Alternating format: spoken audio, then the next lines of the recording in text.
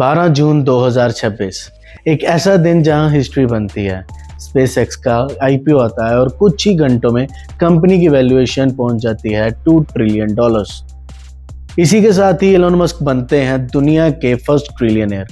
उनकी net worth around $1.1 trillion पहुंच जाती है, यानी कि एक दिन में $60 बिलियन का जंप। यहाँ तक अब सब इम्प्रेसिव लग रहा है, लेकिन असली स्टोरी यहाँ से स्टार्ट होती है। अब सोचो, जिस कंपनी ने एलन मस्क को ट्रिलियनर बनाया वो कंपनी खुद प्रॉफिटेबल नहीं है।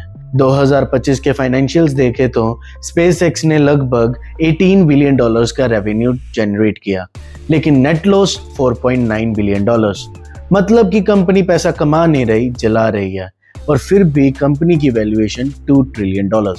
अब अगर और डीप देखे तो चीजें और क्लियर हो जाती हैं। स्पेसएक्स एक बिजनेस पे डिपेंडेंट नहीं है, एक्चुअल में ये 3 इंजन्स पे चल रहा है।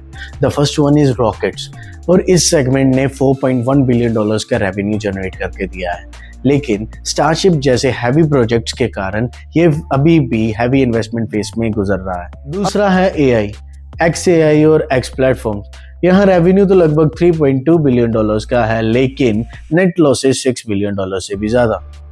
The third and the most important one is Starlink. अगर 2025 में देखें तो Starlink ने $11.4 बिलियन का रेवेन्यू जनरेट किया एंड अराउंड $4.4 बिलियन का ऑपरेटिंग प्रॉफिट। मतलब कि SpaceX में अगर कोई पैसा कमा रहा है तो वो है Starlink। अब आप खुद सोचो, अगर कोई इसमें इन्वेस्ट कर रहा है तो वो क्या खरीद रहा है? रॉकेट्स?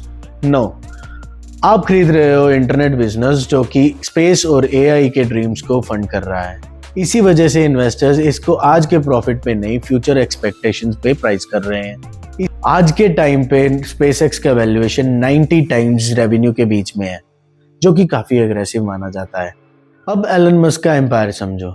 टेस्ला अभी भी प्रॉफिटेबल है और मस्क की वेल्थ का बड़ा हिस्सा वहीं से आता है। स्पेसएक्स प्रॉफिटेबल नहीं है, लेकिन मोस्ट वैल्यूएबल। स्टारलिंक एक्चुअल में कैश मशीन है। सिंपल सी बात है कि एलन मस्क की कंपनीज ज्यादा प्रॉफिट पे नहीं चल रही, वो चल रही हैं फ्यूचर एक्सपेक्टेशंस पे। इसीलिए लोग आज के नंबर्स पे इन्वेस्ट नहीं कर रहे, लोग इन्वेस्ट कर रहे हैं फ्यूचर पे, जहां ग्लोबल इंटरनेट होगा, AI डोमिनेट करेगा और शायद मार्स पे भी लाइफ होगी। और स्पेसएक्स का आईपीओ एक नॉर्मल लिस्टिंग नहीं है। एक बड़ा सवाल है, that is this the real future और परफेक्टली एग्जीक्यूटेड हाइप?